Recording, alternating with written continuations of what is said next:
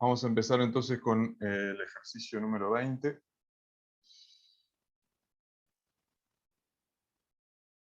Que dice, se mezclan adiabáticamente y a presión constante de una atmósfera 10 gramos de hielo a menos 10 grados Celsius y 50 gramos de agua a 30 grados Celsius. ¿Cuál es la temperatura final del sistema?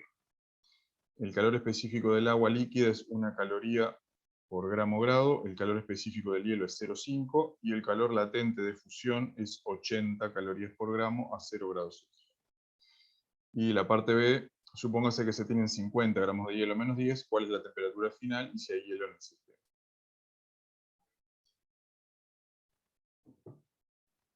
Bueno, en este primer ejercicio entonces tenemos mezclas de agua en dos estados de agregación distintos, ¿no? Tenemos hielo y agua líquida, y nos pregunta la temperatura final.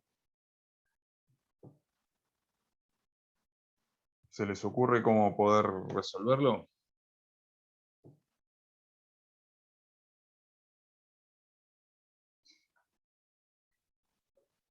O sea, tenemos en cuanto a la temperatura final, tenemos tres posibilidades. O que la temperatura sea mayor que 0 y esté todo como agua líquida, que sea negativa y esté todo como hielo, o que sea 0 y que tenga agua líquida y hielo, ¿no?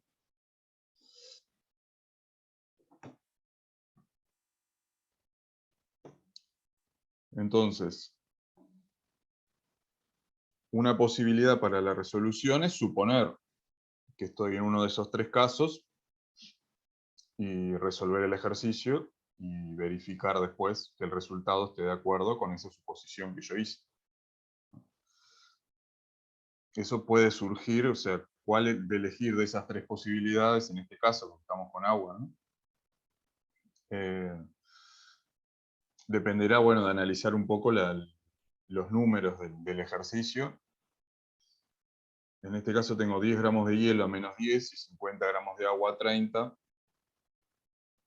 Podría suponer que la temperatura va a ser positiva, ¿tá? Entonces voy a resolver todo el ejercicio haciendo esa suposición y luego con el resultado final verifico que efectivamente la temperatura a la cual llego es mayor que 0. ¿Tá? Entonces, inicialmente tengo 10 gramos de hielo a menos 10 y 50 gramos de agua a 30. Si yo supongo que la temperatura es positiva, al final voy a tener 60 gramos de agua líquida a una temperatura que es la que yo quiero determinar. ¿No?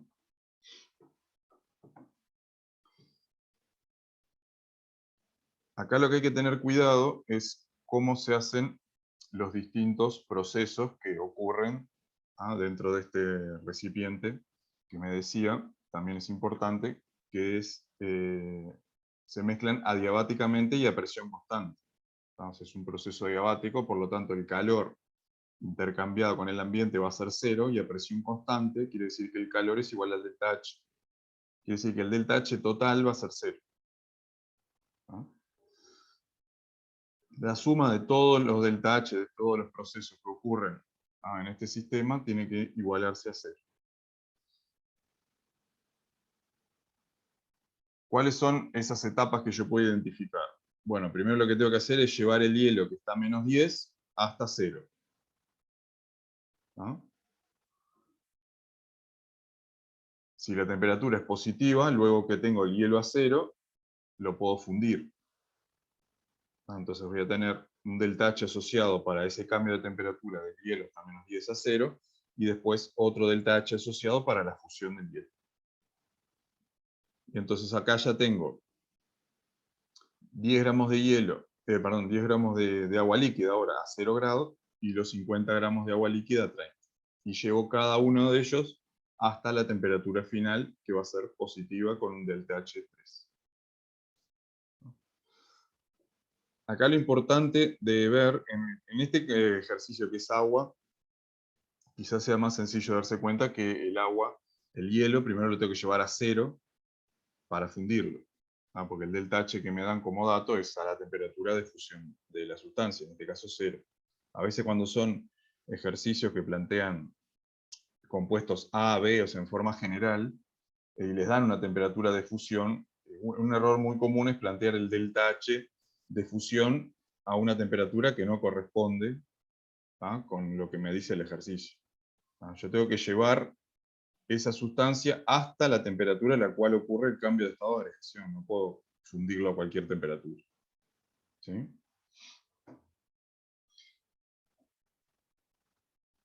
En este proceso, entonces, identifiqué esos 3 delta H. Llevar el hielo de menos 10 a 0, fundirlo, y luego llevar ya todo el agua líquida hasta la temperatura final que yo supuse positiva.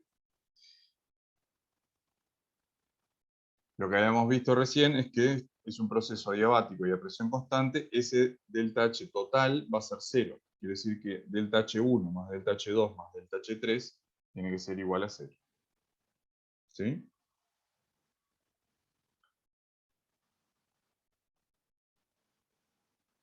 Delta H1, sí, vamos a poner la expresión general. Delta H en este caso es masa por el calor específico por el delta T. ¿No? Si estamos trabajando en moles, se acuerdan que era N por el C sub P molar. En este caso, como estamos trabajando con masa, nos dan el dato del calor específico.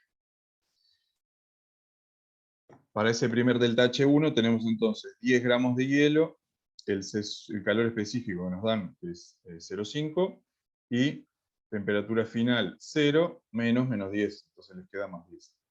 ¿Sí?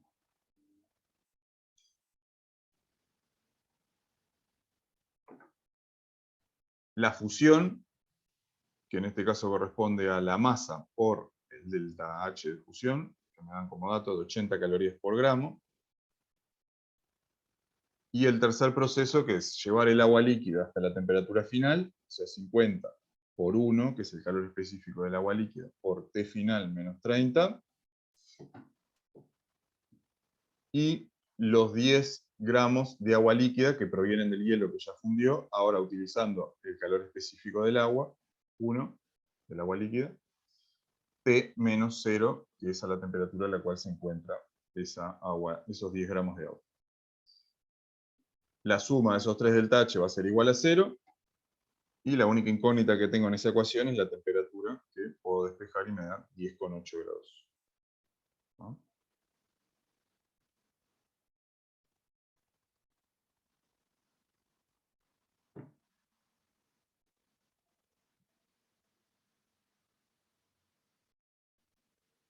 Profe, ¿puede explicar el último paréntesis recto ese que me perdí? Sí. Este paréntesis corresponde a esta última etapa de este delta H3. Entonces vos tenés que llevar los 50 gramos de agua líquida que están inicialmente a 30 hasta una temperatura que desconozco. Entonces va a ser este delta H que está acá. 50 por 1, T menos 30. Y este otro va a ser el correspondiente a los 10 gramos de hielo que previamente llevé a hacer y fundí, que ahora están como agua líquida. O sea, 10 gramos de agua líquida cero que los voy llevando a una temperatura T. Ah, ahí 10 va, ahora por sí. T menos 0. Gracias. Entonces eso me queda 10,8 grados positivo. ¿Tá? Así que la suposición que hice en todo el desarrollo del ejercicio es correcta. ¿Tá?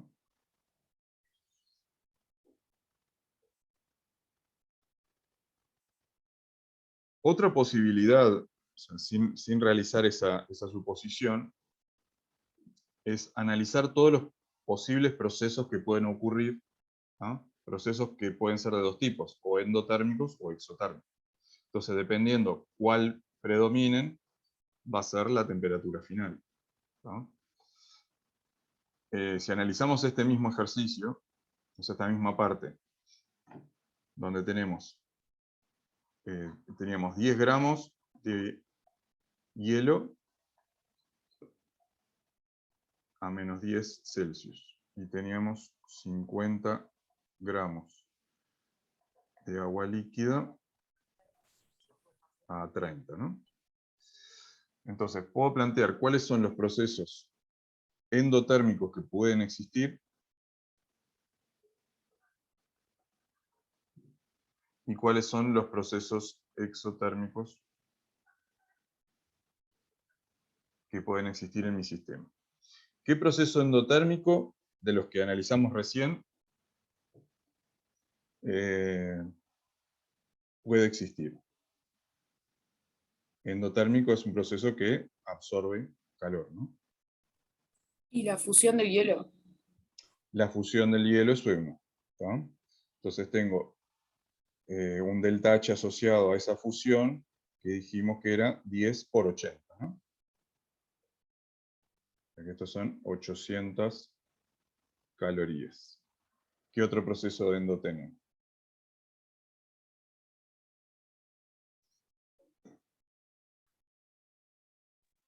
Profe, Sí, yo me quedé con la duda de dónde salió el 80 ese. es un dato del ejercicio que me dice que el Ah. delta H de fusión del hielo es 80 calorías por gramo. Ah, gracias.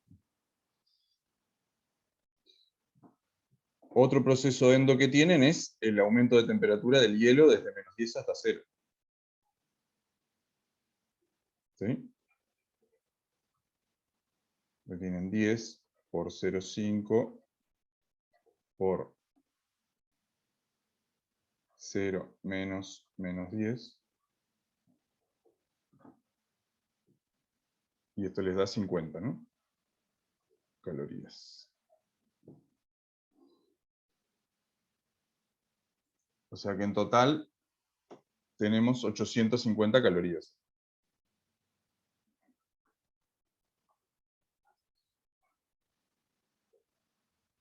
Y si llevo y el proceso exotérmico,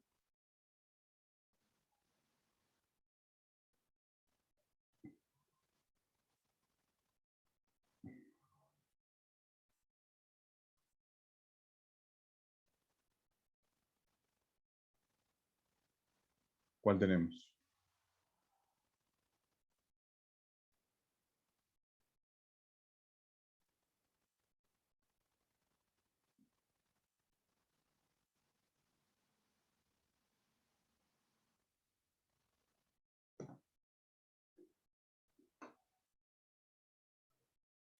¿Y cuando el agua líquida baja la temperatura?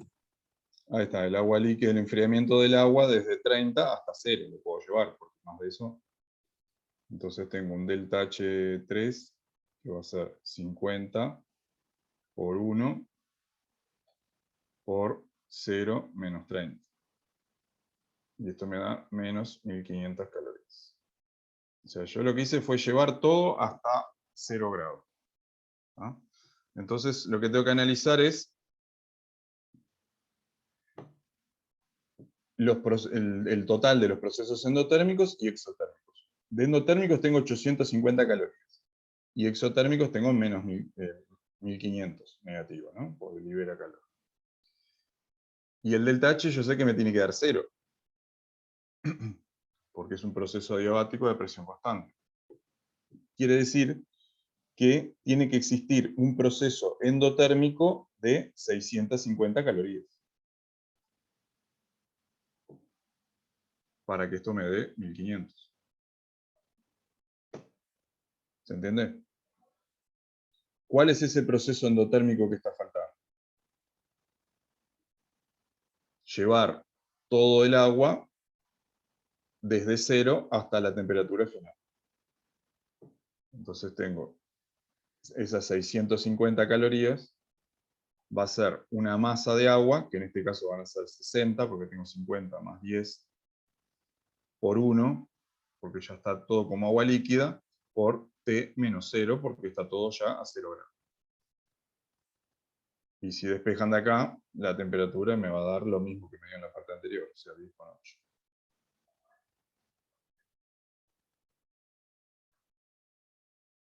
¿Sí? Entonces, en la segunda parte vamos a analizar lo mismo, pero para la parte B. Ahora en la parte B me dicen que tengo 50 gramos de hielo.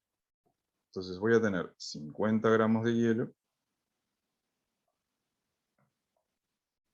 a menos 10 y voy a tener los 50 gramos de agua líquida a 30. Puedo volver a plantear lo mismo. Ahora el proceso Sendo y procesos Endo, dijimos, también puede ser el cambio de temperatura desde el hielo hasta 0 grados. Pero ahora van a ser 50 gramos. O sea, voy a tener el primer delta H1, van a ser 50 por 0,5 por 10. Estos son 250 calorías. ¿Ah? Podría fundir todo el hielo, como hice en la parte anterior. ¿Ah? Y eso sería 50 por 80, sería 4000 calorías. ¿No? Y del proceso exotérmico tendría el mismo valor de la parte anterior, porque sigo teniendo los 50 gramos de agua líquida a 30. Sigo teniendo esos menos 1500 calorías. ¿Ah? ¿Qué pasa acá? Tengo 4250 de este lado y tengo menos 1500 de los procesos exotérmicos. Y yo sé que el delta H total me tiene que dar 0.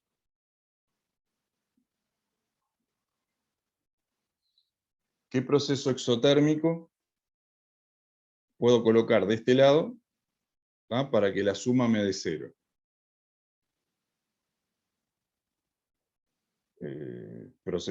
Tengo todo agua líquida a 0 grados. Lo que podría hacer es congelar agua. ¿Sí? Es el único proceso exotérmico que tengo. Porque yo ya el agua líquida ya la llevé a 0 grados. Ya no la puedo enfriar más. Lo que podría hacer es congelarla. Pero si yo lo congelo, este delta H de fusión que puse acá lo tengo que poner de este lado. ¿Se entiende? O sea, lo sacaría de acá y lo pondría acá como menos 4000. Porque el proceso es el inverso y por lo tanto cambia de signo. Entonces de este lado tendría menos 5500 y de este lado tendría 250. Tampoco me cierra con el delta H total, que me tiene que dar 0. Entonces, ¿cuál es la conclusión a todo esto? Que el hielo, ¿sí?, que tengo acá, o sea, la fusión que yo estoy planteando, que yo estoy poniendo esas 4000 calorías, no van a ser esas 4000, sino va a ser un número menor, ¿no? Para que el delta H total me dé 0. Quiere decir que no todo ese hielo va a fundir, sino que solo va a fundir una parte. ¿Se entiende? O sea, si yo tengo menos 1500 acá,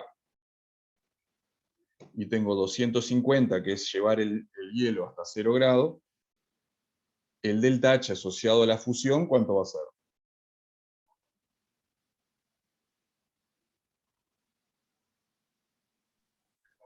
$1250. Ahí está, 1250. ¿Ah? El delta H asociado a la fusión de parte de hielo va a ser 1250 para que la suma me dé en total 1500 de este lado y 1500 que tenía del proceso exotérmico. ¿Ah? ¿Cuál es la conclusión de la temperatura final entonces?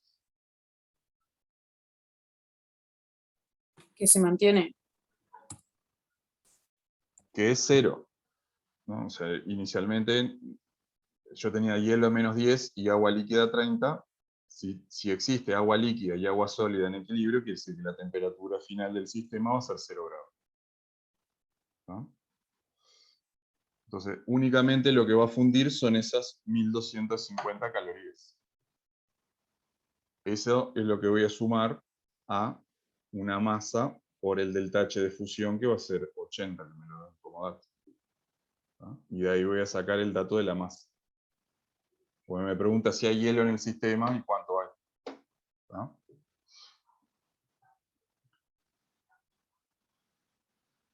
Vamos a verlo más prolijo acá en la resolución. Llegando a la conclusión de que la temperatura final es 0, entonces yo planteo estos dos delta H. llevar todo a 0 grados, el hielo que estaba a -10 llevarlo a 0, el agua líquida que está a 30 llevarlo a 0, que son estos, este que tengo delta H1 acá, este primero para el hielo y este para el agua líquida. Y necesito entonces 1250 calorías asociadas a la fusión de parte de ese hielo. O sea que 1250 va a ser igual a 80 por una masa X que yo no conozco, y de ahí despejo la masa, ¿no?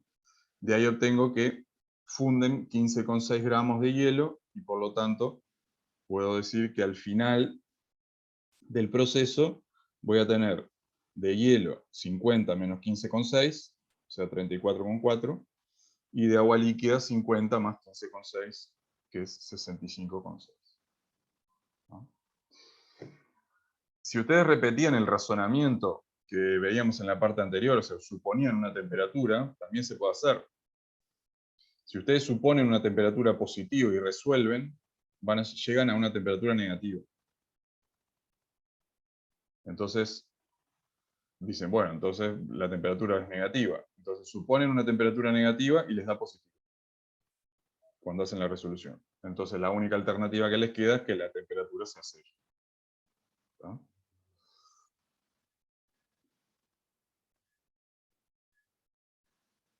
Disculpa, profe, me quedó una duda en la Sí. parte, ¿por qué son 1250 calorías las que fundan? O sea, no me di cuenta de esa parte, me perdí cuando O sea, vos tenés que llevas, dijimos, sí, vos llevas a 0 el hielo y el agua líquida.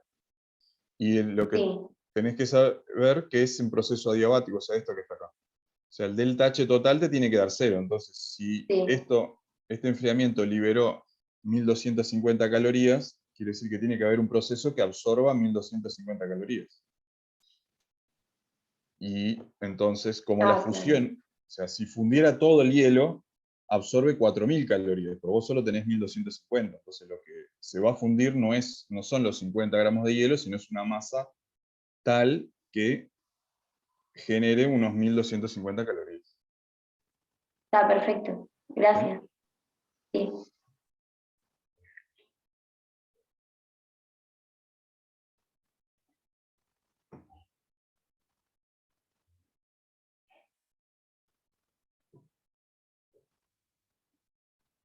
Bueno, ¿alguna duda con este?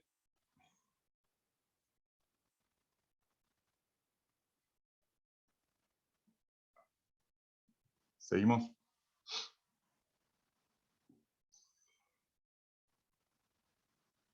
Bueno, el ejercicio 25. Hay muchos de esta parte de termoquímica que les dice que tomen datos, eso puede ser de cualquier manual que ustedes tengan, o mismo de internet, o de algún handbook, ¿no? Generalmente son deltaches de formación, o deltaches, o algún CSUP que les pueda dar, que puedan necesitar para la resolución del ejercicio. En este ejercicio dice, la llama de acetileno alcanza temperaturas que permiten soldar metales. Estimar la temperatura que puede lograrse al quemar acetileno, suponiendo que el proceso es adiabático. Utilizar los datos de tablas que estime necesario y efectuar el cálculo para la combustión de un mol de acetileno con un exceso de oxígeno de 10 veces. Entonces tengo un proceso adiabático, ¿no?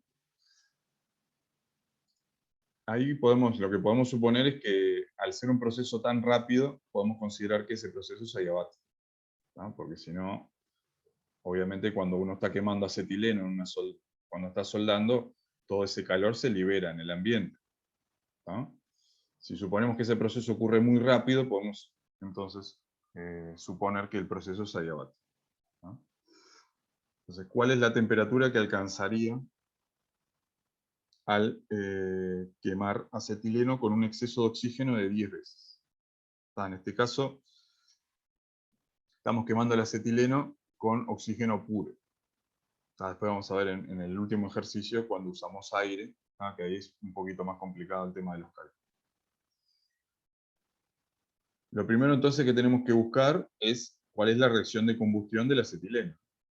O sea, acetileno más oxígeno dando CO2 y agua.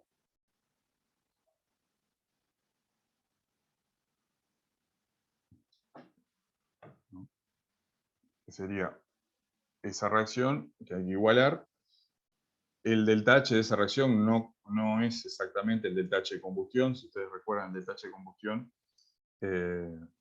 plantea el agua en estado líquido como producto, ¿tá? Pero como estas temperaturas van a ser mayores a 100 grados, ¿tá? Uno puede plantear el agua en estado gaseoso teniendo en cuenta que no es la definición del delta H de combustión. Va a tener asociado también el cambio de estado de agregación del agua líquida al agua en estado gaseoso. ¿Cómo determinamos el delta H de esa reacción? Y bueno, tenemos que buscar los datos de los delta H de formación de los productos y de los reactivos. ¿Sí? Como les decía, eso lo pueden buscar en cualquier handbook, algún manual de datos que tengan de alguna otra materia.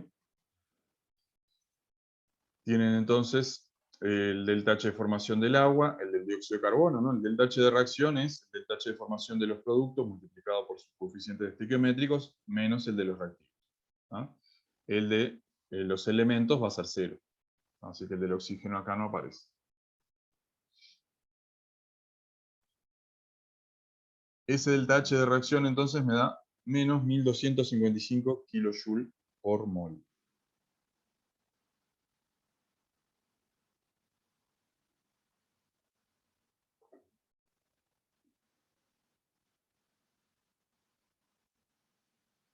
Ahora, ¿cómo puedo determinar cuál es la temperatura final a la que llega? O sea, este es el delta H de reacción a 25 grados, ¿no? Los datos que uno tiene en un handbook, en un manual de datos, son generalmente a 25 grados, o sea, 298 Kelvin.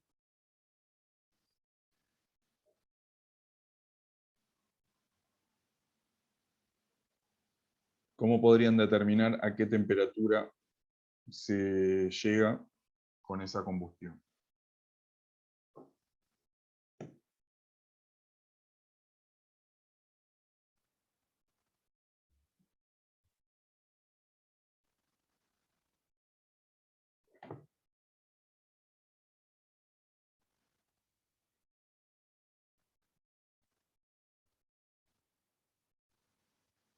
La reacción va a ocurrir, no va a ocurrir a 25 grados tampoco, ¿no? O sea, no tenemos por qué estar a 25 grados. Y la temperatura final la desconozco. Entonces lo que puedo plantear es un camino alternativo, ¿no? Utilizando que la entalpía es una función de estado. Yo lo que puedo plantear es esto. Los reactivos, ¿no? Dando los productos, o sea, el delta H de la reacción, a 25 grados, o sea, 298 Kelvin, con el exceso de oxígeno que vamos a ver. ¿No? Y después los productos, llevarlos hasta la temperatura final.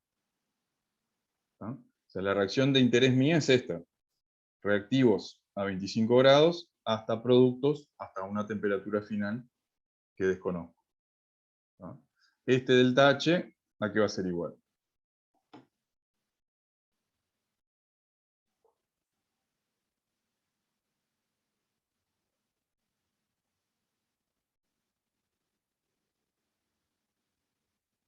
El que calculaste ahí arriba.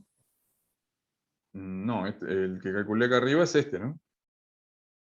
Este delta H tiene que ser 0, porque es un proceso adiabático a presión constante. O sea, el delta H total va a ser 0, y va a ser igual al delta H de reacción, este delta H1, más el delta HD, en este caso va a ser un calentamiento, porque la temperatura final va a ser mayor a 25 grados, ¿no? De llevar los productos desde 25 hasta una temperatura final, que es lo que yo quiero calcular. ¿No? Y yo me puedo construir este camino alternativo. Con la entalpía de función de estado, puedo venir de acá por acá a través de estos dos delta H. Primero hago la reacción a 25 grados y luego se llevan los productos hasta la temperatura final.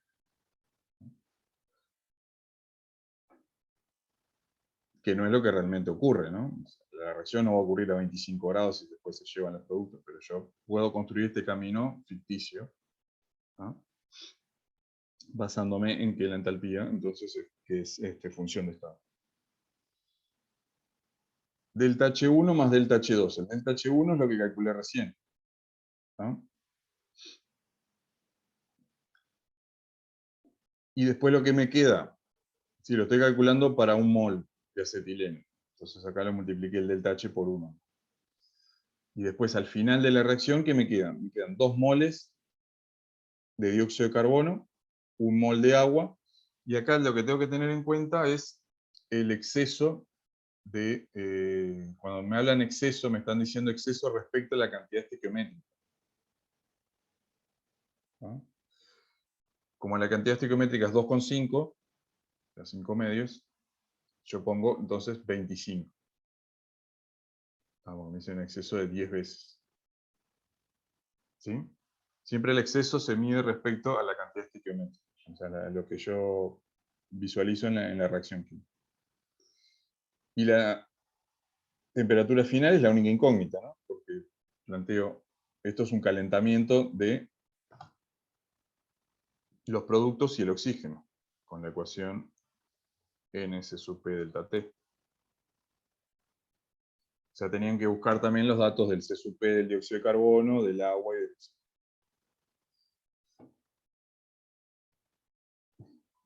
Tenemos entonces la reacción, que acá es muy importante en el tema de las unidades.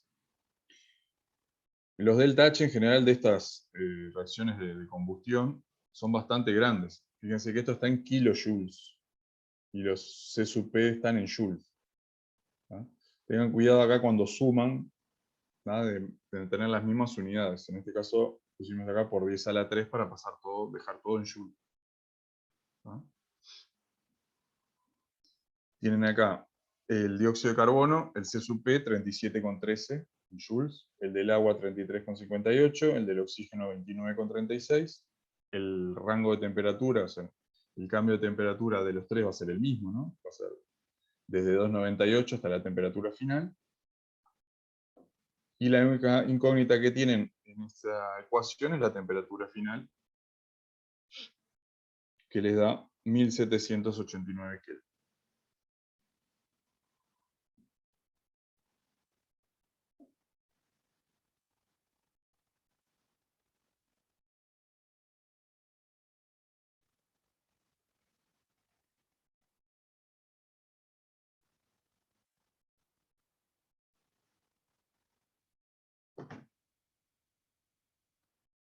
Así que siempre que me pidan una temperatura final, puedo hacer este tipo de planteos, efectuar la reacción a la temperatura que me dan datos, que generalmente son 25 grados. ¿No? Si yo partiera de una temperatura menor a 25, tendría que llevar primero los reactivos hasta 25, efectuar la reacción, y luego llevar los productos y lo que tenga en la vuelta, que en este caso tenía un exceso de oxígeno, ¿no? Todo lo que tenga en el recipiente, hasta la temperatura final. ¿No?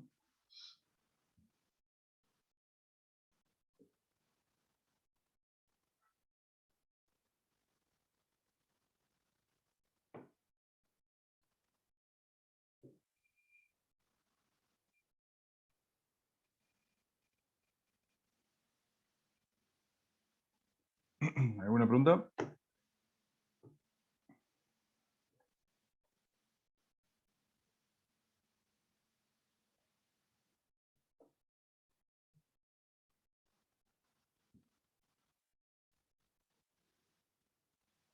No, hasta acá no, profe. Bueno, seguimos con este otro ejercicio que dice: en la actividad metabólica del cuerpo humano se liberan aproximadamente 10.000 kilojoules diarios. Suponiendo que el cuerpo tiene 50 kilos de agua, ¿qué tan rápido aumentaría la temperatura corporal si se tratara de un sistema aislado? ¿Cuánta agua debe eliminarse en forma de transpiración para mantener la temperatura corporal en su valor normal, 37 grados? Bien. Bueno, así que tenemos el cuerpo liberando 10.000 kilojoules, ¿ah? Por día. Vamos a suponer que el cuerpo son 50 kilos de agua, y nos pregunta, si el cuerpo fuera aislado, o sea, esos 10.000 kilojoules no los puedo liberar al ambiente, ¿cuál sería el cambio de temperatura en el cuerpo? ¿No? ¿Qué tan rápido aumentaría la temperatura? ¿Y cuánta agua debe eliminarse en forma de transpiración? ¿No? Un proceso que tiene el cuerpo para regular la temperatura. en este caso en su valor normal de 37 grados. ¿Tá? Entonces, si es un sistema aislado, el delta H total va a ser 0.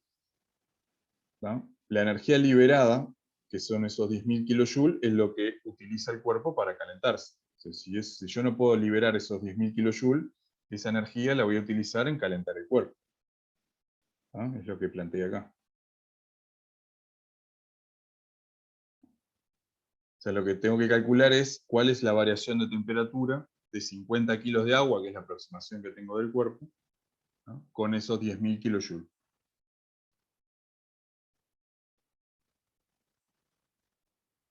$10.000 kJ por día. ¿Ah? Si despejo de acá, uno es el opuesto. ¿Ah? Como son liberados, es menos 10.000, con el menos adelante me queda positivo. Y esto va a ser igual al calentamiento de una cierta masa de agua, que en este caso son 50 kilos. ¿Ah? Acá tengo que tener cuidado con las unidades. ¿Ah? Si utilizo el C sub P en calorías, tengo que convertir esto a calorías. ¿Ah? En realidad acá sería un calor específico, ¿no? Porque tengo la masa. Y poner la masa en gramos también, ¿no? Pero ahí tienen que tener cuidado con las unidades. Una posibilidad era poner el calor específico en joule, ¿tá? O en kilojoule, eso como quieran ustedes. Tienen 10.000 kilojoule por día. En este caso lo pasamos a calorías. Entonces sería multiplicar por el R en calorías, un 1,987, y dividimos el R en kilojoule, sería 8,31 por 10 a la menos 3. Y esto va a ser igual a los 50 kilos del cuerpo, como suponiendo que es agua, lo que sería 50 por 10 a la 3, para dejarlo en gramos. El calor específico del agua es 1 caloría por gramo grado, que lo vimos en el ejercicio anterior, en el primero. Y el delta T, ¿tá? Que es lo que me pide calcular. Obviamente me va a dar un valor ridículamente alto, ¿no? Porque el cuerpo humano no es un sistema aislado, pero como ejercicio se puede plantear. Me da que si el cuerpo humano fuera un sistema aislado, estaríamos aumentando a razón de 47,8 grados por día. ¿Ah?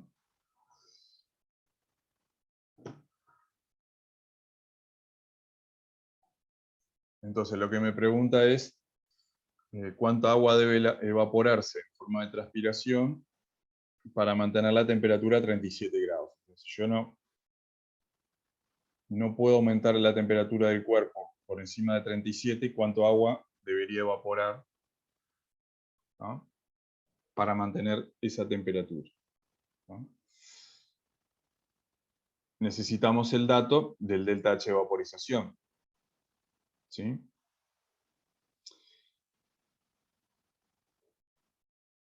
Para calcular, entonces, cuál es la masa de agua que se debe evaporar. Los datos que uno puede encontrar en la bibliografía de delta H de vaporización o son a 25 grados o son a la temperatura de ebullición de la sustancia, ¿tá? Que en este caso para el agua es 100 grados Celsius. ¿Tá? Uno podría aproximar y trabajar con alguno de esos delta H, o sea, con el delta H a 25 grados o con el delta H 100.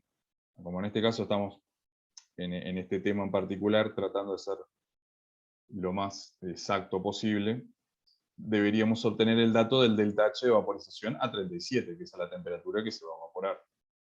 ¿Sí? Se va a ver una pequeña diferencia con los datos de bibliografía, porque no es ni 25 ni es 100. ¿No? El dato que podemos encontrar en bibliografía, uno es el del, como les decía, a la temperatura de ebullición, que es 100 grados, que es 540 calorías por gramo. ¿No? Y después necesitamos también el C sub P, ¿no? Del agua líquida y el del agua gas. ¿No? Entonces, ¿cómo puedo obtener el dato del delta H de vaporización a 37? Me puedo construir un camino alternativo, ¿no? Con el dato que tengo del delta H de vaporización a 100, y yo quiero este delta H, ¿no? A 37 grados. Entonces, lo que puedo hacer es el agua que inicialmente está a 37, el agua líquida, llevarlo hasta 100, por un ΔH1, vaporizarla, y después llevar el agua ya a gas hasta 37 grados. ¿Se entiende? O sea, puedo construir este camino. Este ΔH1 es un calentamiento de agua líquida, que si tengo el C sub P y tengo la variación de temperatura, no tengo problema en calcularlo. Y este también, en este caso es un enfriamiento, ¿no? Desde 100 hasta 37. Y este ΔH de vaporización ya es dato del ejercicio, o sea, lo buscan. Así que perfectamente puedo obtener el ΔH de vaporización a 37. Haciendo cuentas, el ΔH de vaporización a 37, que lo que tenía acá, va a ser 1 más el vaporización más el ΔH2. Que es lo que tengo planteado acá en el primer renglón. Lo estoy planteando para 1 gramo. ¿Sí? Aparece, si no aparecería acá. Me parecería todo multiplicado por 1. ¿No? Es el C sub P del agua líquida por la diferencia de temperatura 100 menos 37, que es acá 63. El ΔH de vaporización a 100, 540. Y el enfriamiento del agua gas desde 100 hasta 37. ¿Ah? Y llego a este valor de 571,5 calorías por gramo, que es el ΔH de vaporización a 37. Y ahora con este dato, y los 10.000 kJ que yo estoy liberando, ¿ah? Ahora esos 10.000 kJ los voy a utilizar en evaporar una cierta cantidad de agua. ¿Ah? Que obviamente con el ΔT que obtuvimos me va a dar un valor disparatado también. Una masa muy grande. La masa entonces va a ser el calor es el que yo no puedo liberar, o sea, esos 10.000 kJ, con el dividido el ΔH de vaporización que recién calculé. Así que vuelvo a convertir esos 10.000 kJ a calorías, ya que tengo el ΔH en calorías. Y de ahí despejo la masa que debería evaporar, ¿no? Por día, que me da 4 kilos, o sea, un disparate, ¿no? Para mantener la temperatura corporal a 37, si yo no puedo liberar esos 10.000 kJ, se deberían eliminar a razón de más de 4 kilos de agua por día.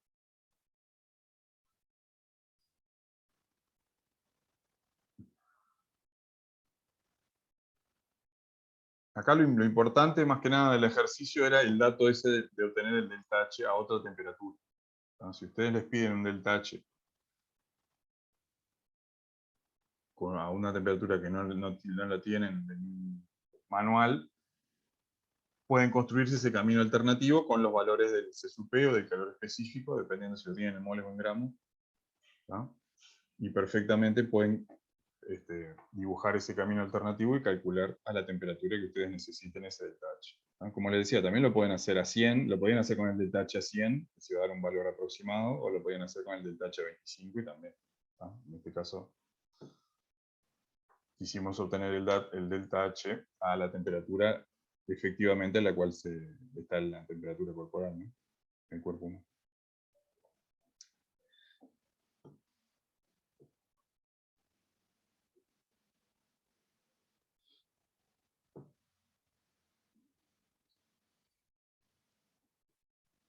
¿Alguna pregunta de este?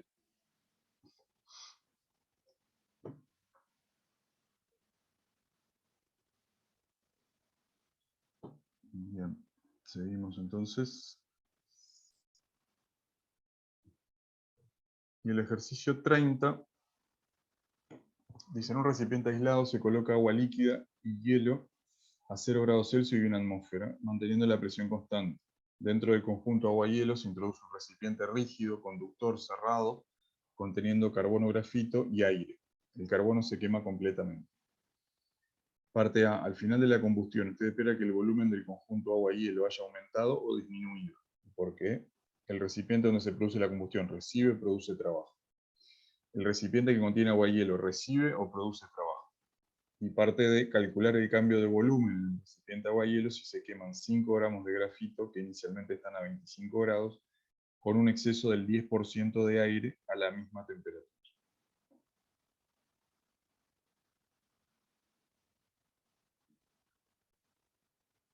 Bueno, lo que tenemos es esto, o sea, tratar de dibujar un poco cuál es la situación para entender un poco mejor el ejercicio. O sea, tengo un recipiente conductor, o sea, rígido y conductor, donde tengo carbono, grafito y aire, ¿no?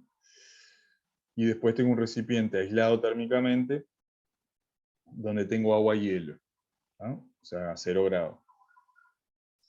Ese recipiente tiene alguna pequeña posibilidad, o sea, con una bureta muy chiquita, de medir el cambio de volumen, ¿sí?, de ese recipiente agua-hielo. Es como un calorímetro isotermo, ¿no?, que ustedes vieron en el teórico, ¿no?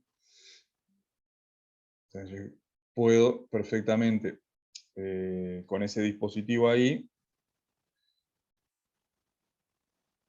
determinar un cambio de volumen, ¿tá? Que ese cambio de volumen va a ocurrir cuando esta reacción que libera calor, hace una combustión, va a fundir algo de hielo, ¿tá? Entonces yo voy a ver cuál es ese cambio en el volumen de ese recipiente, y con eso voy a saber cuánto hielo fundió, por lo tanto cuánta energía recibí de ese recipiente conductor, y así sacar el delta H de esa reacción, ¿no? O sea, ese sería el principio de funcionamiento de ese tipo de calorímetros.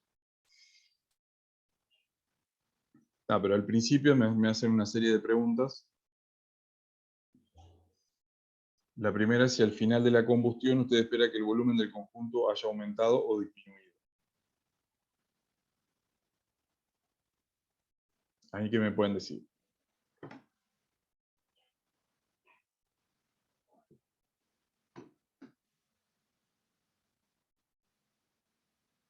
En esa bureta pequeñita que tengo ahí voy a observar una contracción de volumen o un aumento de volumen.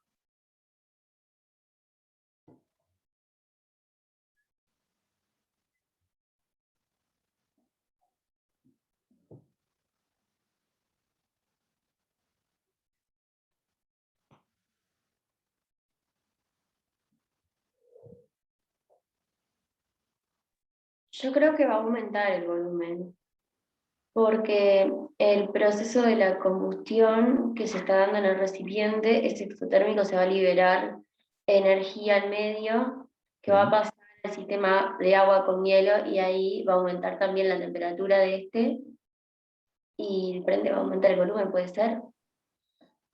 Hasta la combustión estoy de acuerdo. Después, o sea, el recipiente agua-hielo siempre va a estar a 0 grados. Digo, a menos que se llegara a fundir todo el hielo, que no es el objetivo, digamos, de ese tipo de recipientes. O sea, la temperatura del recipiente siempre va a ser 0. Lo que sí estoy de acuerdo que la reacción va a liberar calor y entonces va a fundir algo de hielo, ¿no? Pero la temperatura siempre va a ser 0. Y si se funde algo de hielo, ¿qué pasa? Disminuye el volumen, ¿no? Ahí Porque va. hay, tipo, si seguimos lo que dijo la compañera, también tenés que tener en cuenta que la densidad del hielo es menor que la del agua. Ahí está, ocupa un Entonces volumen disminuye. mayor el hielo que el agua líquida, entonces va a haber una contracción de volumen, ¿sí? O sea, yo lo que voy a observar ahí en esa bureta va a ser que el volumen disminuye. Y esto lo explicamos de esta forma, ¿no? Con lo que ya veíamos. La combustión, o sea, es exotérmica, o sea, tiene un delta H negativo, y por lo tanto, en este caso en particular, como me estoy refiriendo en un recipiente rígido, ¿no? ¿Se acuerdan que el calor va a ser igual al delta U y no al delta H? ¿No? Esto sí es importante, y se remarca en muchos de los ejercicios de este tema. En un recipiente adiabático, o sea, un recipiente aislado térmicamente, es un proceso que ocurre, es adiabático, el calor intercambiado va a ser 0, pero ese calor va a ser igual al delta H o al delta U, dependiendo. Si es un proceso a presión constante, va a ser igual al delta H. Si es un proceso a volumen constante, va a ser igual al delta U, ¿no? En este caso, en el recipiente rígido, lo que se mantiene constante es el volumen. Entonces, estrictamente yo tengo que hablar de delta U y no de delta H. En este caso en particular, son iguales, delta U y delta H, porque cuando yo sustituyo el delta PB por el delta N gaseoso, en la reacción, si se fijan, el delta N vale 0. ¿No?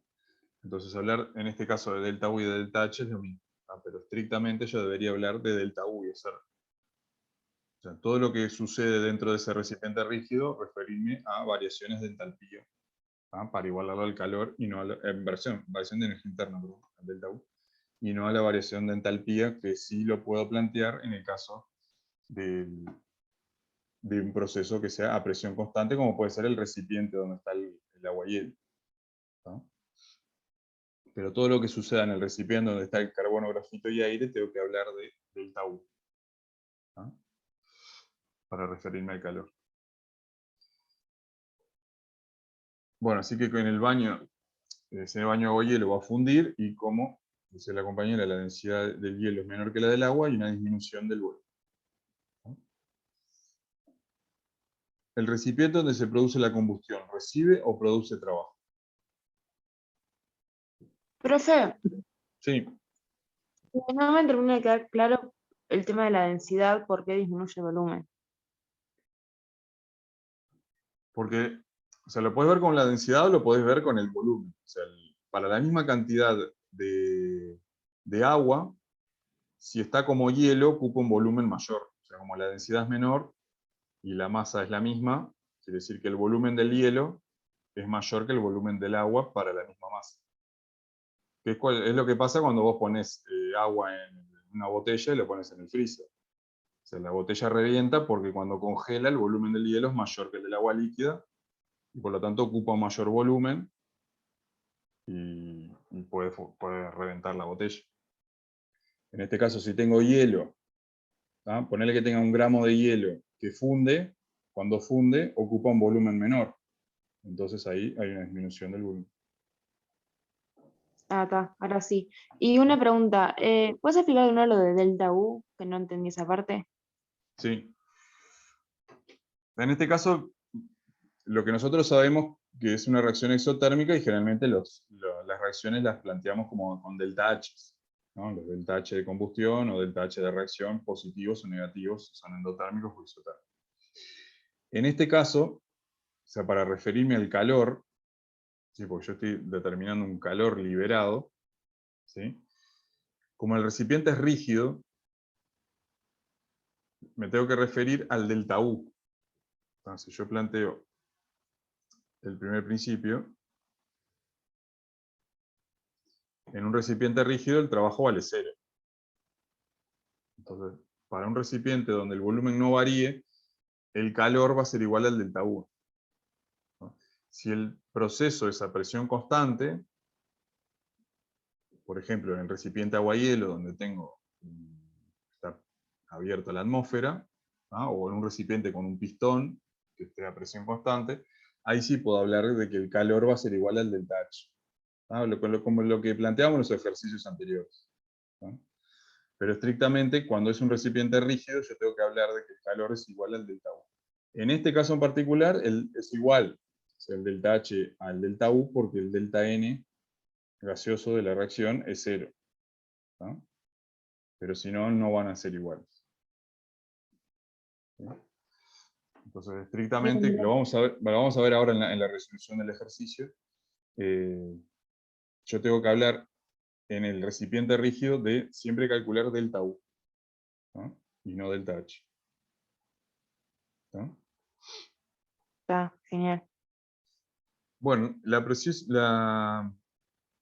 parte B me preguntaba si en el recipiente donde se produce la combustión recibe o produce trabajo. Bueno, esto ya algo recién vimos, ¿no? El recipiente es rígido, así que ni recibe ni produce trabajo, ¿no? O sea, el trabajo va a ser 0, porque la letra del ejercicio me dice que es un recipiente rígido. Ahora, en el recipiente que contiene agua y hielo, ¿recibe o produce trabajo?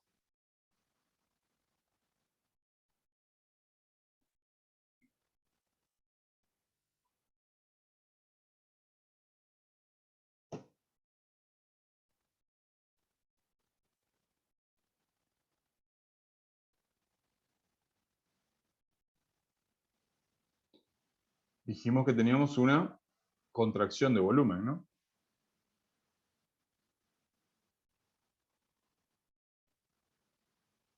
Así que es un trabajo de expansión o un trabajo de compresión. De expansión. De expansión. Aún- No, porque no, el volumen disminuye de compresión, entonces recibe trabajo. Ahí está. Hay un delta B negativo, hay una contracción de volumen, entonces quiere decir que hay un trabajo de compresión, o sea, la atmósfera está comprimiendo a ese sistema de agua y hielo, ¿no? Recibe trabajo. Bueno, y la última parte, que es bastante... Acá sí vamos a tener que hacer las cuentas, y aparte, como les decía en el ejercicio del acetileno, que era con oxígeno, acá tenemos exceso de aire, que hay que tener en cuenta eso. Nos piden determinar el cambio de volumen de ese recipiente cuando se queman 5 gramos de grafito, que inicialmente están a 25 grados, con un exceso del 10% de aire. Entonces, como vimos también en ese ejercicio del acetileno, lo que voy a hacer, o sea, el proceso sería plantear la combustión del grafito, porque me dice que están a 25 grados, y yo los datos que voy a obtener del delta H van a estar a 25 grados, ¿no? Plantear la combustión del grafito, y luego llevar los productos y lo que me quede sin reaccionar, porque tengo un 10% de exceso de aire, hasta la temperatura final. ¿Ah? Lo mismo que hice con el ejercicio del acetileno. ¿Ah? Planteo la reacción, en este caso que está a 25 grados, y después los productos, que en este caso el único producto es el dióxido de carbono, pero tengo oxígeno y tengo nitrógeno, ¿ah?, del aire. Todo eso lo voy a llevar hasta la temperatura final. ¿Sí? Entonces vamos a empezar a calcular. Me dicen que tengo 5 gramos de grafito a 25 grados con un exceso del 10% de aire.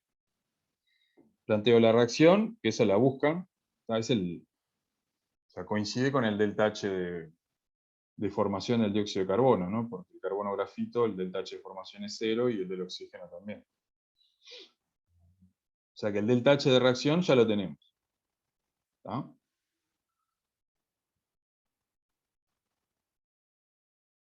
Obtengo el dato por mol, en realidad tengo que ver que no tengo un mol de grafito, sino tengo 0,417 moles de carbono grafito. ¿No? Esto es lo que planteamos en la primera parte, o sea, que el calor va a ser igual al delta U, ¿no? Que en este caso es igual al delta H, pero yo tengo que hablar siempre, en este caso de un recipiente rígido, referirme al delta U, ¿no? Para igualarlo al calor. El delta U de la reacción entonces va a ser el delta U por mol multiplicado por la cantidad de moles que tengo, ¿no? De 0,417, y eso me da menos 164,09 kilojoules. Ah, perdón. ¿Ah? Ese es el delta U de la reacción. Y ahora voy a tener un delta U asociado a todo lo que me queda en el recipiente, llevarlo hasta la temperatura final. ¿Ah? Entonces puedo construirme el mismo camino alternativo, ¿no?, que planteaba en el ejercicio del acetileno. Planteo la reacción a 25 grados, ¿no? Eso va a tener un delta U asociado, que en este caso es igual al delta H.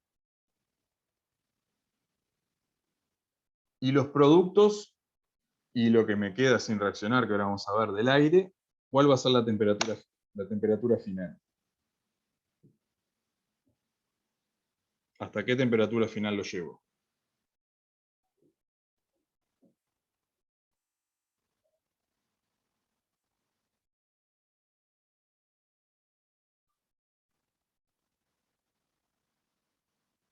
¿Cuál es la temperatura de todos los gases que están en ese recipiente?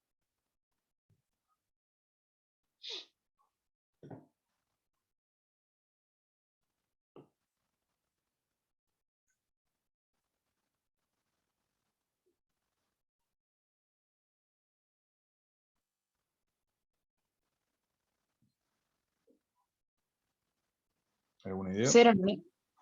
0, ¿no? Porque el recipiente de agua-hielo mantiene su temperatura en 0 grados, o sea que los gases se van a enfriar desde 25 hasta 0. ¿Sí? Y eso va a tener asociado un delta U de enfriamiento, ¿ah? De todo lo que tengo en el recipiente, de todo lo que me quedó en el recipiente. ¿Ah? Acá lo que hay que tener cuidado es con ese tema del exceso de aire. ¿Ah? Porque ¿qué es lo que me va a quedar en ese recipiente? ¿Se acuerdan que teníamos 0,417 gramos de carbono grafito? O sea que en la estequiometría, por cada mol de carbono grafito, obtengo un mol de dióxido de carbono. Así que voy a tener de dióxido de carbono 0,417. ¿Sí? De oxígeno, ¿cuánto me va a quedar? Lo que no reaccionó con el carbono grafito, o sea, únicamente el exceso de oxígeno, que me dicen que es el 10%. ¿Ah? Y después el nitrógeno. En estos ejercicios de termoquímica, el aire lo aproximamos a nitrógeno y oxígeno. ¿Ah? A 80, generalmente le hacemos, a menos que diga algo en la letra, pero si no lo hacemos 80-20, o sea, 4 veces más la cantidad de nitrógeno que la de oxígeno. ¿Ah? Entonces voy a tener lo que no reaccionó en la reacción del oxígeno va a ser el exceso únicamente, y el nitrógeno sí, no reaccionó directamente. ¿Ah? Multiplicado por el delta T, que lo conozco porque pasa de 25 hasta 0. Ahora, ¿cuánto tengo de nitrógeno? ¿Ah? ¿Y cuánto tengo de oxígeno? Me decían un 10% en exceso el oxígeno. ¿Ah? Quiere decir que lo que me sobró de oxígeno va a ser el 10% de 0,417. ¿Se entiende? Porque la cantidad estequiométrica fue la que reaccionó con el carbono grafito, o sea, 0,417. Y tengo un exceso de 10%, quiere decir que al final de la reacción lo que me sobró es únicamente ese 10%. ¿No? ¿Cómo calculo la cantidad de nitrógeno que tengo? Bueno, la cantidad de nitrógeno va a ser 4 veces lo que coloqué de oxígeno, teniendo en cuenta la estequiometría esa del aire de 80-20. Quiere decir que la cantidad de nitrógeno que yo tengo va a ser la cantidad de oxígeno que yo coloqué multiplicado por 4. ¿Sí? Entonces, ¿cuál es la cantidad total que puse de oxígeno? La cantidad que reaccionó con el carbono grafito, 0,417, más un 10% en exceso. ¿Ah? ¿Cuánto tengo de nitrógeno entonces? 4 veces eso. 4 veces la cantidad de oxígeno.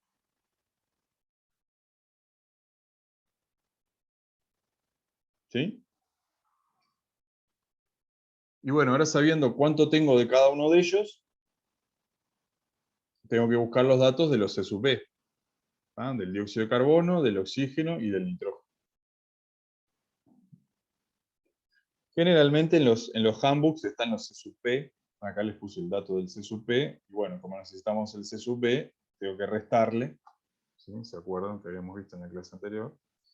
Para un gas ideal se cumple que C sub P menos C sub B es igual a R. ¿No?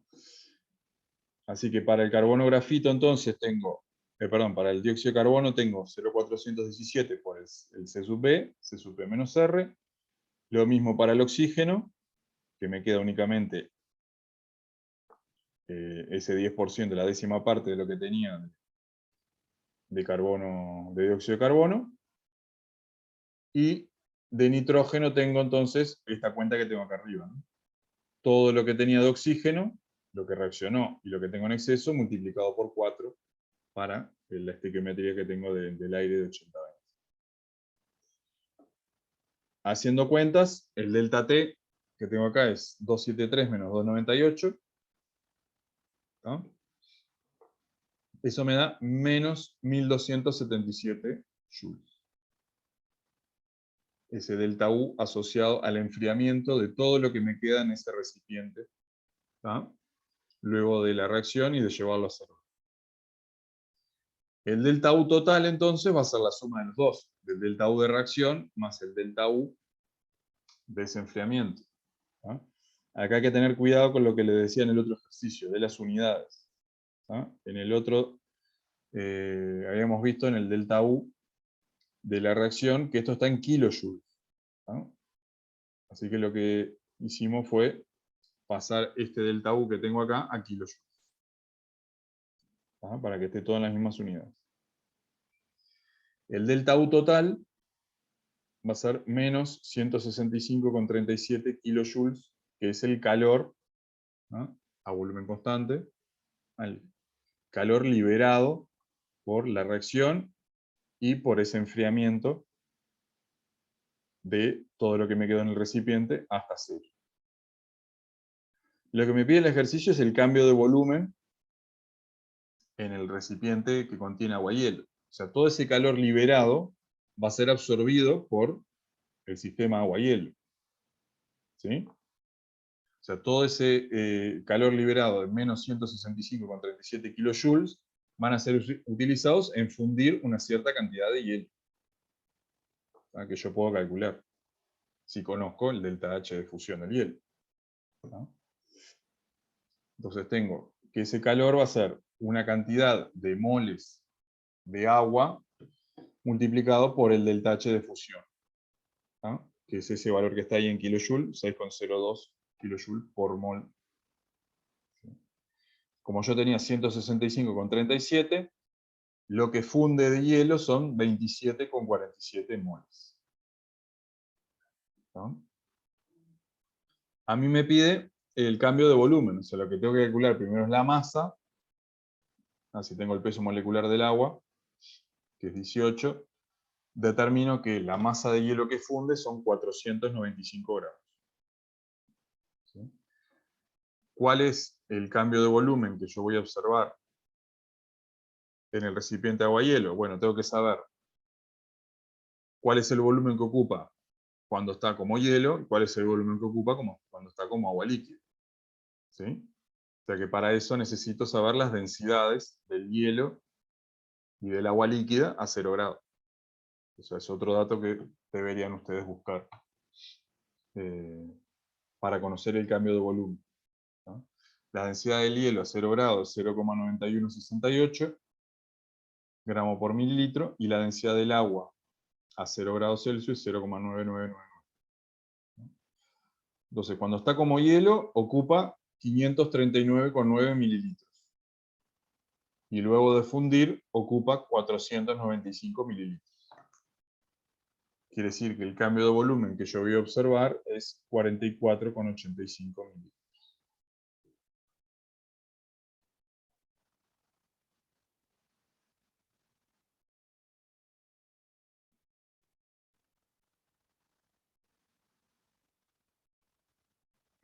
¿Queda claro eso?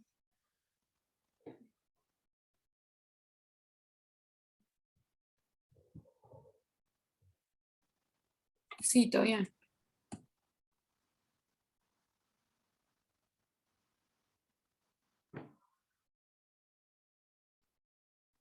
O sea, lo fundamental es tratar de entender la situación, si se puede hacer un pequeño dibujo, tratar de entender eso, esa parte, y luego ver, en el caso del calor, bueno, asociado a un delta U o un delta H, dependiendo si el recipiente es rígido o es a presión constante, ¿no? Y después es, bueno, en este caso darse cuenta que la temperatura final iba a ser 0, porque el recipiente agua-hielo mantiene esa temperatura, ¿no? O no equivocarse con las unidades al sumar los delta H de la reacción con los de los cambios de temperatura, que en general son menores. Y bueno, algunos datos que obviamente en un parcial o un examen van a tener todos estos datos, no van a tener que buscar datos en sus apuntes, digamos. Todos los datos van a estar como datos del ejercicio, ¿no? Y les traje un ejercicio de un examen para que veamos ahora que nos queda un ratito. Con todos los datos que le dan, para que vean que en realidad les dan todos los datos, ¿no? Y les pide Se dice, se tienen 100 gramos de una solución acuosa de peróxido de hidrógeno, 65% en peso, a 18 grados, dentro de un recipiente de paredes aislantes que posee un pistón móvil ideal aislado. La presión externa del recipiente es de 1 atmósfera. El peróxido de hidrógeno se descompone completamente en agua y oxígeno según la reacción. Parte A, calcule la temperatura final del sistema una vez alcanzado el equilibrio térmico, suponiendo que todo el agua queda como vapor. Y calcule el trabajo, calor, delta U y el delta H.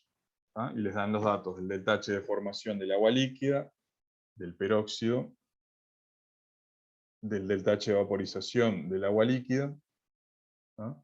Los C sub P del agua líquida, del agua vapor, del oxígeno, del peróxido. ¿Ah? Entonces, ¿qué es lo importante de ver acá? Bueno, primero, que todos los datos están por mol, ¿ah? Y a mí me dan una masa de 100 gramos y me dicen que es 65% en peso. ¿Ah? Entonces lo que tendría que ver primero es de todo lo que tengo inicialmente, o sea, 65 gramos de los 100 van a ser de peróxido, ¿ah? Y 35 van a ser de agua. ¿Ah? O sea que yo podría calcular, que acá eso sí falta, pero está fácil de calcular, los pesos moleculares, ¿no? O sea, del agua y del peróxido, para tener todo ya en moles, ¿tá? Porque todos los datos están en moles. Y lo otro importante son los datos de la temperatura inicial. Sí, fíjense que los delta H de la reacción, o sea, los delta H de formación que ustedes van a utilizar para el delta H de la reacción, son datos a 25 grados, pero ustedes tienen inicialmente el sistema a 18 grados. ¿Ah? Y el otro dato importante es que les dice que todo el agua queda como vapor. O sea, les están diciendo qué cosa respecto a la temperatura final.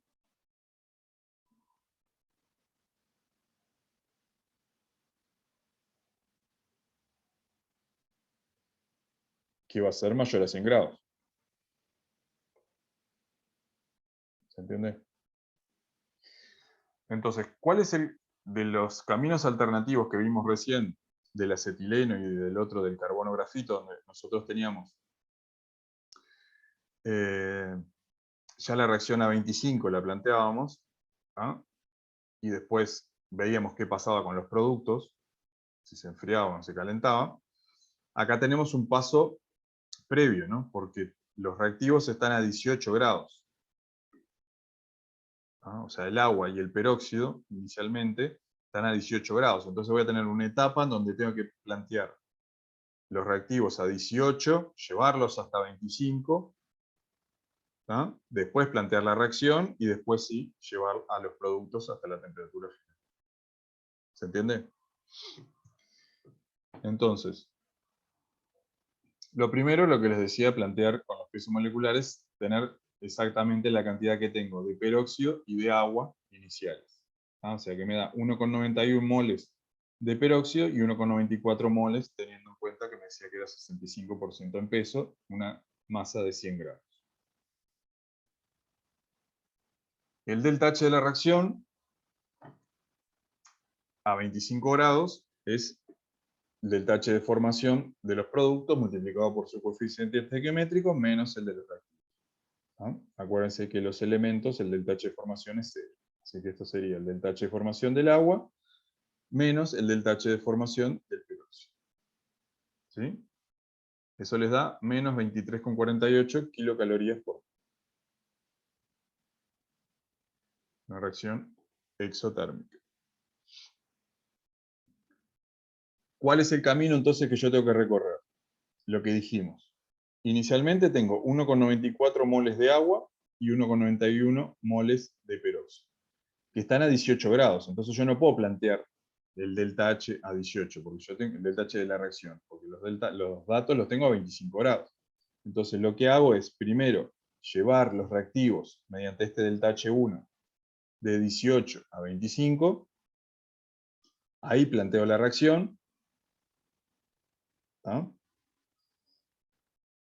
Y después utilizó el dato que me decían que toda el agua se encontraba como vapor. Entonces la temperatura a la cual la tengo que llevar es una temperatura superior a 100. O sea que toda el agua se va a vaporizar. Entonces lo que tengo que hacer es el agua líquida, llevarla hasta 100 grados con un delta H3, o sea, calentar el agua líquida hasta 100, vaporizarla, ¿ah? Asociado a un delta H4, y luego llevarlo hasta una temperatura fija, ¿ah? Que yo desconozco. ¿Ah? En este caso tenía una etapa previa porque los reactivos no estaban a 25 grados. ¿Ah? Entonces tengo que asociar primero ese calentamiento de los reactivos de 18 hasta 25, ahí sí puedo plantear la reacción, y luego los productos, si se fijan acá, la reacción es 1 a 1, ¿no? Peróxido agua, o sea que todo el peróxido, esos 1,91 de peróxido, ahora van a ser de agua líquida, ¿no? 3,85, y se generó la mitad de los moles de peróxido de oxígeno, ¿no? O sea, 0,955. Así que ahora lo que tengo que calcular es cada uno de estos delta H, salvo este delta H2, que ya lo calculé, ¿no? O sea, hay que tener cuidado que esto lo calculé para un mol, ¿sí? Y no tengo un mol, ¿no? Sino tengo 1,91. Que eso también a veces se olvidan, ¿no? Calculan el delta H de reacción por mol y utilizan ese dato cuando en realidad lo que tienen no es un mol, sino es la masa que me da el ejercicio, ¿no?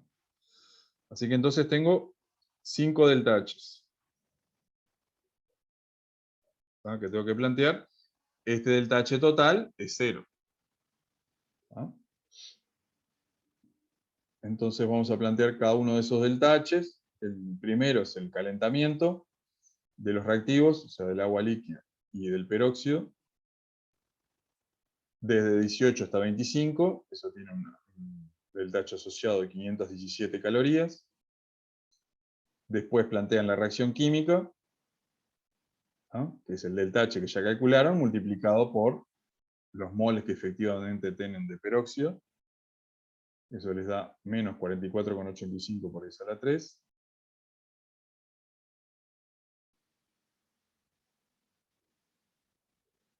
El delta H3 tienen ya el agua líquida y el oxígeno, ya tienen los productos, los tienen que llevar hasta 100 para vaporizar el agua, o sea, no pueden vaporizar el agua a 25, ¿no? Tienen que llevar primero el agua hasta 100, eso tiene asociado un delta H, después vaporizan el agua,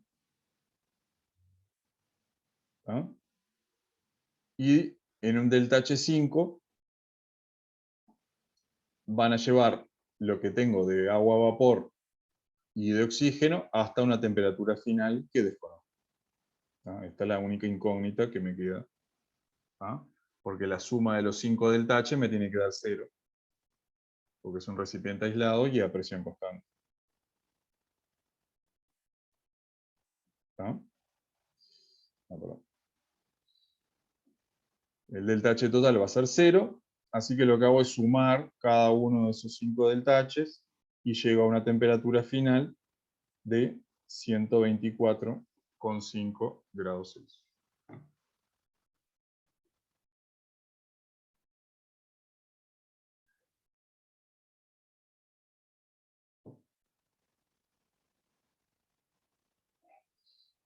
Así que tenemos entonces, después de plantear, lo importante era analizar la letra, ¿no? Ver que la temperatura inicial de los reactivos no es 25, entonces tenía un delta H asociado previo a la reacción, ¿no? Que en los ejercicios justamente ya partíamos de los reactivos a 25 grados, y el dato de que la temperatura, el agua se encontraba como vapor, quiere decir que la temperatura tenía que ser 100 o superior a 100, ¿no? Entonces llego a esa temperatura final de 124,5 que verifica que es una temperatura mayor a 100 grados.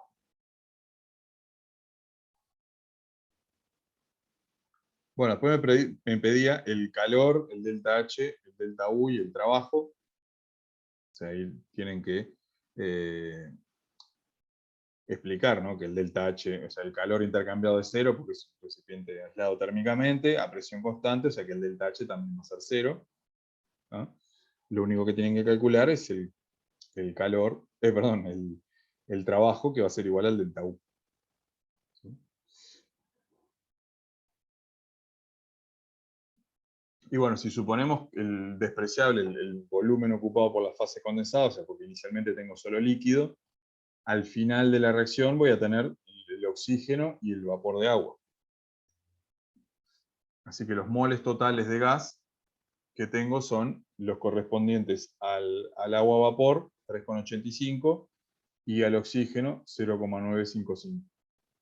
¿No? Que están a una temperatura de 125 grados, que había llegado en la parte anterior, obviamente en la ecuación de gas ideal, en Kelvin, así que le sumo 273, y llego a que el volumen final es 156,8. ¿No? El trabajo para un proceso a presión constante es menos la presión que es la atmosférica, una atmósfera multiplicado por el volumen, ¿no? Que sería el cambio de volumen, pero el volumen de una fase condensada es despreciable, ¿no? O lo pueden considerar despreciable. Si no, lo pueden calcular. Suponiendo, por ejemplo, que la densidad vale 1, de esa solución, saben la masa, pueden calcular el volumen, pero eso va a ser mililitros comparados con 156 litros. Eso entonces les da menos 156,8 litros atmósferas, que pasado a calorías les da menos 3.800, que va a ser igual al delta U. ¿No?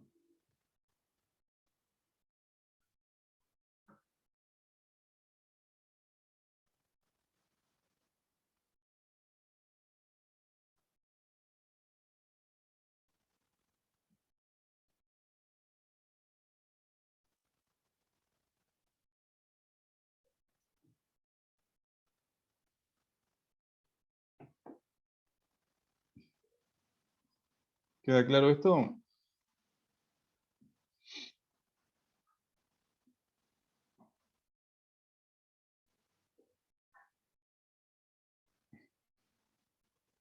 ¿Alguna duda?